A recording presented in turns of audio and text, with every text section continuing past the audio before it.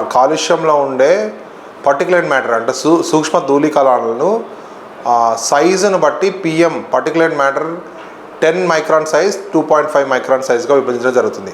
PM అంటే particulate matter, ఇది సూక్ష్మ ధూళికణాలు మన పొగలో కాలుష్యంలో ఉండే ధూళికణాలు.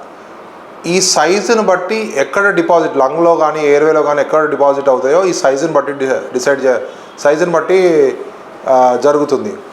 పిఎం 10 మైక్రాన్ సైజు ఉన్న ధూళికణాలు ముఖ్యంగా మన అప్పర్ ఎయిర్వేలో అంటే నోస్, ఓరోఫారింగ్స్ మరియు అప్పర్ ఎయిర్వే అంటే లార్జ్ ఎయిర్వేస్లో ట్రకియాలో ఫిల్టర్ చేయడం అంటే జరుగుతుంది. వీటి వల్ల కొంత లోకల్ సిమ్టమ్స్ ఉన్నప్పటికీ ఊపిరితిత్తుల లోపలికి వెళ్ళవు కనుక వీటితో ఎక్కువ ప్రమాదం లేదు.